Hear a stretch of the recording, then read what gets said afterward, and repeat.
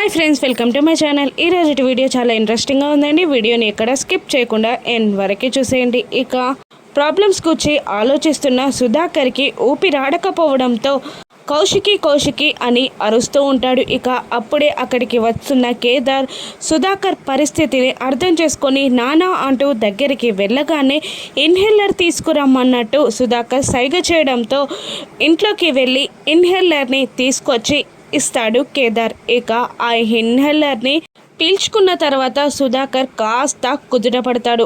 బాగానే ఉన్నావు కదా డాడీ అని కేదార్ అంటూ ఉండగా ఇక కౌశికి వచ్చి ఏ ప్రాబ్లం వచ్చినా సాల్వ్ చేయడానికి నేనున్నాను కదా, మరి ఇంకా ఎందుకు టెన్షన్ పడతారు బాబాయ్ అని అడుగుతూ ఉంటుంది కౌశికి. ఒకవైపు కట్టుకున్న సామ్రాజ్యం కూలిపోయి ఇక నష్టం జరుగుతుంటే మరోవైపు కుటుంబం కూలిపోవడానికి రెడీగా ఉంటే ఆలోచించకుండా ఎలా ఉండమంటావమ్మా అని సుధాకర్ కౌశికిని అడుగుతూ ఉంటాడు. ఇక అప్పుడే అక్కడికి దాత్రి కూడా వస్తూ గతంలో చేసిన పాపాలు తప్పులు ఇప్పుడు భవిష్యత్తుకు భంగం కలిగించకుండా చూడాలి మావయ్య.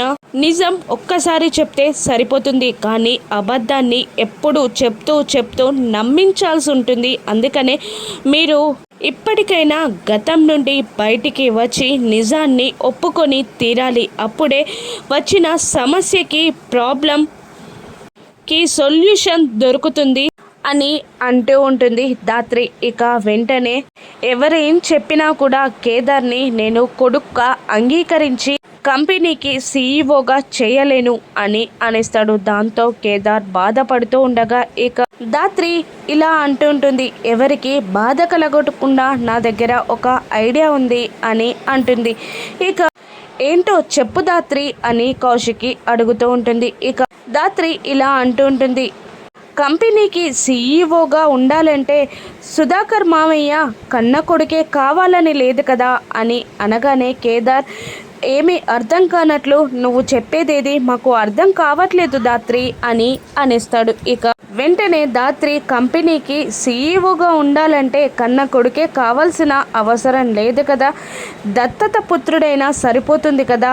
అందుకనే కేదార్ని దత్తత తీసుకొని కంపెనీకి సీఈఓగా చేసి కస్టమ్స్ దగ్గరున్న కంటైనర్స్ని విడిపించి డెలివరీ చేస్తే ప్రాబ్లం సాల్వ్ అయిపోతుంది కదా అని అనగానే అక్కడున్న ముగ్గురి కళ్ళలో మెరుపు మెరుస్తుంది. ఇక మంచి ఐడియా చెప్పావు దాత్రి అని కౌశికి అంటూ ఉండగా ఇక సుధాకర్ లేచి దాత్రి దగ్గరికి వెళ్ళి ఇప్పుడు నా ముందున్న ప్రతి సమస్యకి పరిష్కారం చూపించావమ్మా, ఈ మేలు నేను ఎప్పుడూ మర్చిపోలేను అని అంటూ దాత్రి తలపై దీవనిస్తున్నట్టు చెయ్యి వేస్తాడు సుధాకర్. ఇక కౌశికి కూడా మనసులో నా ముందున్న ప్రతి సమస్యకి పరిష్కారం దొరికినట్టు నాకు అనిపిస్తుంది. ఇక కన్న కొడుకిగా కాకుండా కూడా వజ్రపాటి ఇంటి వారసుడిగా ఇలాగైనా కేదార్కి గుర్తింపు దక్కుతుంది అని అనుకుంటూ ఇక అందరూ హాల్లోకి వెళ్ళబోతూ మళ్ళీ ఒక్క నిమిషం అక్కడే ఆగిపోతారు. ఇక సుధాకర్ మళ్ళీ నిషి వైజయంతి దీనికి ఒప్పుకుంటారా అని అడుగుతుండగా నేను ఒప్పిస్తాను బాబాయ్ అని అంటూ ఉంటుంది కౌశికి. ఇక అందరూ కలిసి హాల్లోకి వెళ్తారు. ఇక పిన్ని నిషి బాబాయ్ అని పిలుస్తూ ఉంటుంది కౌశికి. ఇక వాళ్ళు నసుగుతూ ఉంటారు. కాసేపు సమయం కావాలి అన్న చెప్పాక కూడా మళ్ళీ ఎందుకు ఇలా అరుస్తుంది కౌశికి అని అనుకుంటూ ఉంటుంది వైజయంతి. కాచిబూచి అమ్మో ఏదో జరగబోతుందని అర్థమవుతుంది, కానీ మనం దీన్ని ఆపలేం కదా, వదినని చూస్తుంటే మాత్రం చాలా సీరియస్గా డిసిజన్ తీసుకున్నట్టున్నారు అని అంటూ ఉంటాడు బూచి. ఇక సుధాకర్ అక్కడే చైర్లో కూర్చొని ఉంటాడు. ఇక వైజయంతి నిషి కోపంగా కౌశిక్కి దగ్గరికి వచ్చి మాకు కాసేపు టైం కావాలని చెప్పాం కదా, మళ్ళీ ఎందుకు అరుస్తున్నారు వదిన అని నిషి అంటుండగా అదే కదా నేను చెప్పేది, మన దగ్గర టైం లేదనే కదా నేను చెప్పేది, ఏదో ఒక నిర్ణయానికి వచ్చారా అని అడుగుతూ ఉంటుంది కౌశికి. ఇక ఏది జరిగినా కానీ కేదార్ని వారసుడిగా మాత్రం మేము అంగీకరించేది లేదు అని వైజయంతి నిషి ఇద్దరు కరాఖండిగా తేల్చి చెప్పేస్తారు. అయితే పిన్ని నా దగ్గర మరొక ఐడియా ఉంది అని అంటుండగా ఏంటమ్మీ అది అని కోపంగా అడుగుతుంటుంది వైజయంతి. ఇక కేదార్ని బాబాయ్ దత్తత తీసుకుంటారు. అప్పుడు కేదార్ని కంపెనీ సీఈఓగా చేసి ఎక్స్పోర్ట్ని చెయ్యొచ్చు, అప్పుడు ప్రాబ్లం సాల్వ్ అవుతుంది అని కౌశికి చెప్పగానే వైజయంతి, నిషి, కమలాకర్ ముగ్గురు షాక్ అవుతూ ఉంటారు. ఇక ఏంటమ్మి నీకు ఆటలుగా ఉందా? ఎలాగైనా చేసి కేదార్ని ఈ ఇంటి వారసుడిగా చేయాలని చూస్తున్నావా నువ్వు?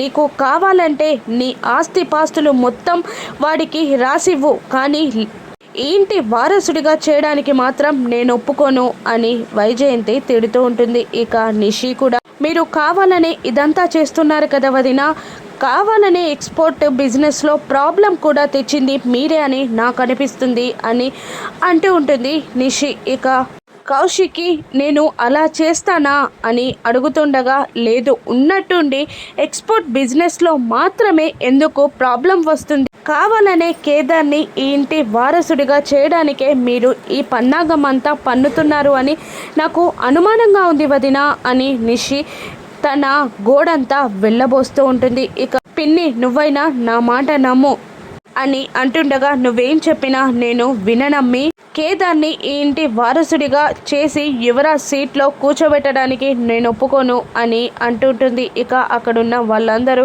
కౌశికిని తలా ఒక మాట అంటూ ఉంటారు. ఇక సుధాకర్ అవును నిజమే, తను ఇన్నాళ్ళుగా ఈ కుటుంబం కోసం కష్టపడింది కదా, అందుకనే తనకి ఈ అవమానం జరగాల్సిందే అని అంటుండగా అంటే కావాలని టైం చూసుకొని తన పెత్తనాన్ని చూపిస్తుందా అని నిషి అంటూ ఉంటుంది. ఇక వెంటనే ఇంకా ఏవైనా కౌశికిని అనవలసిన మాటలు ఉన్నాయో చెప్పండి, ఆ తర్వాతే నేను మాట్లాడతాను అని సుధాకర్ అంటూ ఉంటాడు. ఇక అందరూ సైలెంట్ అయిపోగానే కేదార్ని దత్తత తీసుకోవాలని నేను నిర్ణయించుకున్నాను, ఇదే ఫైనల్ అని సుధాకర్ అనేస్తాడు. ఇక వైజయంతి ఏడుస్తూ ఆ మాటని నా ముఖంలోకి నా కళ్ళలోకి చూసి చెప్పు అని అంటుండగా సుధాకర్ వైజయంతి ముఖాన్ని చూడలేకపోతూ ఉంటాడు. అంటే నేను అన్నది నిజమేనన్నమాట, మీరందరూ కలిసి నాకు నా కొడుక్కి అన్యాయం చేయాలని నిర్ణయించుకున్నారన్నమాట, ఇది నీ నిర్ణయం కాదు కదా, వీళ్ళందరూ కలిసి నిన్ను ఒప్పించారు కదా అని అంటూ ఉంటుంది వైజయంతి. ఇక సుధాకర్ కోపంగా లేచి ఇది ఎవరు చెప్పిన నిర్ణయం కాదు, నా అంతటా నేను తీసుకున్న నిర్ణయమే, ఇదే ఫైనల్ అని అంటుండగా కమలాకర్ కూడా తొందర పడొద్దన్నయ్య, ఆలోచించే నిర్ణయం తీసుకో అంటే ఇంకా ఆలోచించడానికి ఏం లేదు, రేపు పొద్దునే దత్తత కార్యక్రమం ఉంటుంది, అన్ని ఏర్పాట్లు చేయండి అని సుధాకర్ చెప్తూ ఉంటాడు. ఇక కౌశికి ఏడుస్తూ ఉన్న నిషిని ఓదార్చాలని అనుకుంటూ ఉండగా ఇక వైజయంతి ఏడుస్తూ కౌశికి దగ్గరికి వెళ్ళి అమ్మి నువ్వు చెప్పావు కదా ఆ 50 కోట్ల నష్టాన్ని మీరే భరించాలని, ఇప్పుడు మేమే భరిస్తాం, కానీ ఈ దత్తత కార్యక్రమం మాత్రం జరగనివ్వం అని వైజయంతి అంటూ ఉండగా ఇక ఇక్కడ 50 కోట్ల విషయం కాదు పిన్ని, పరువు ప్రతిష్టలకి సంబంధించింది, దీనికి మించి సొల్యూషన్ ఏదీ లేదు, దత్తత కార్యక్రమం ఆగదు అని అనేస్తుంది కౌశికి కరాఖండిగా. ఇక కోపంగా నిషి వెళ్ళి కేదార్ కాలర్ పట్టుకొని మీరు ఈ ఇంట్లోకి వచ్చినప్పటి నుండే ప్రాబ్లమ్స్ అన్నీ మొదలయ్యాయి, కావాలనే మీరు ఇలా చేస్తున్నారు కదా, నా మొగుడు ఇంట్లో లేని పరిస్థితి చూసి మా ఆయన స్థానంలోకి నువ్వు రావాలని చూస్తున్నావా, నీకెంత ధైర్యం అని కేదార్ కాలర్ పట్టుకుంటుంది నిషి. ఇక దాత్రి కోపంతో పిడికిలి బిగించి కేదార్ని నిషి నుండి వదిలించి ఇక నిషి చెంప పగలగొడుతుంది. ఇక ఎంత ధైర్యమే నన్ను కొట్టడానికి అని నిషి అంటుండగా తండ్రితో సమానమైన బావని కాలర్ పట్టుకుంటావా, నేను కాబట్టి చెంప దెబ్బతో వదిలిపెట్టాను, వేరే వాళ్ళైతే ఏం చేసేవారో కూడా తెలీదు అని దాత్రి అంటూ ఉంటుంది. ఇక పిన్ని నేను చెప్పేది అర్థం చేసుకోండి, ఈ దత్తతకు మించి మన దగ్గర సొల్యూషన్ లేదు అని కౌశికి అనేస్తుంది. అయితే వెంటనే నిషి ఇలా అంటూ ఉంటుంది, అయితే దత్తత తీసుకోండి కానీ కేదార్ని కాదు వేరే వాళ్ళని బయట నుంచి తీసుకొచ్చి దత్తత తీసుకోండి అని అంటూ ఉంటుంది. ఈ కేదార్నే ఎందుకు దత్తత తీసుకోవాలి అని నిషి నిలదీస్తూ ఉండగా ఇక మనసులో కౌశికి ఇలా అనుకుంటూ ఉంటుంది.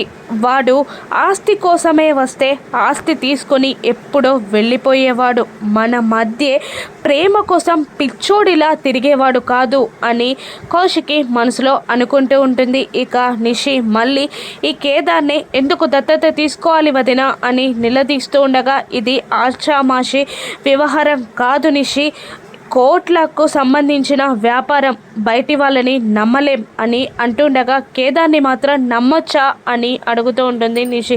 ఆస్తి కోసం ప్రాకులాడే వాడు కాదు కాబట్టి ఇంతకు మించి మనకు మంచివాడు ఎక్కడ దొరుకుతాడు అని కౌశికి నిషిని అంటూ ఉంటుంది. ఇక సుధాకర్ కరాఖండిగా రేపు నేను దత్తత తీసుకుంటున్నాను, ఇదే నా ఫైనల్ డిసిజన్ అని వెళ్ళిపోగానే ఇక నిషి వైజయంతి కోపంగా వెళ్ళిపోతారు. ఇక కేదార్ దాత్రి సంతోషపడుతూ ఉంటారు. ఇక కళ్ళతో కౌశికి థ్యాంక్ యూ చెప్తూ ఉండగా అక్కడే ఉన్న సుధాకర్ని చూస్తూ సురేష్ కూడా సంతోషపడుతూ ఉంటాడు. ఇక రూమ్లోకి వెళ్ళగానే దాత్రి చేతులు పట్టుకొని కేదార్ చాలా హ్యాపీగా ఫీల్ అవుతూ ఉంటాడు.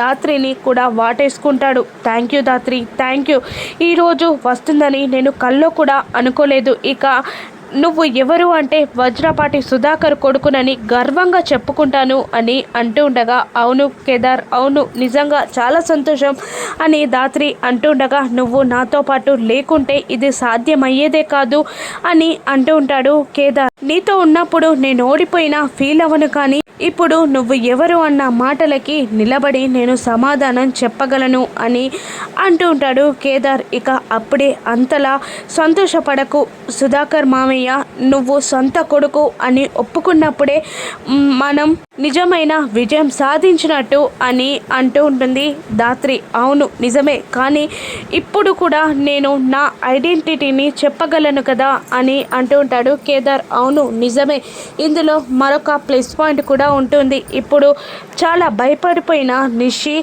ఆల్రెడీ యువరాజ్కి ఫోన్ చేసి విషయం చెప్పొచ్చు అని అంటూ ఉంటుంది దాత్రి. దాత్రి ఊహించినట్టే యువరాజ్కి కాల్ చేసి రేపు మామయ్య కేదార్ని దత్తత తీసుకుంటున్నారు అని అనగానే యువరాజ్ కోపంగా అది నా చావు తర్వాతే అని అంటూ ఉంటాడు యువరాజ్. ఇక అలా మాట్లాడకురా అని వైజయంతి ఆపుతూ ఉంటుంది. ఇక మేము ఎన్ని అడ్డంకులు సృష్టించినా కూడా వాళ్ళు ఆగట్లేదు అని అంటుండగా, సరే అమ్మా నేను చూసుకుంటాను అని యువరాజ్ అంటూ ఉంటాడు. ఇక నిషి భయపడిపోయి ఆల్రెడీ యువరాజ్కి విషయం చెప్పేసి ఉంటుంది. నాకు తెలిసినంత వరకు యువరాజ్ కూడా రేపు దత్తత కార్యక్రమం ఆపడానికి ఇక్కడికి వస్తాడు. అదే అదనుగా మనం యువరాజ్ని పట్టుకోవాలి, దత్తత కార్యక్రమాన్ని కూడా పూర్తి చేయాలి అని అంటూ ఉంటుంది దాత్రి. ఇక దాత్రి అనుకున్నట్టే దత్తత కార్యక్రమాన్ని పూర్తి చేసి అక్కడికి వచ్చిన యువరాజ్ని పట్టుకోగలదా? రాను ఎపిసోడ్స్లో చూద్దాం. Thank you for watching.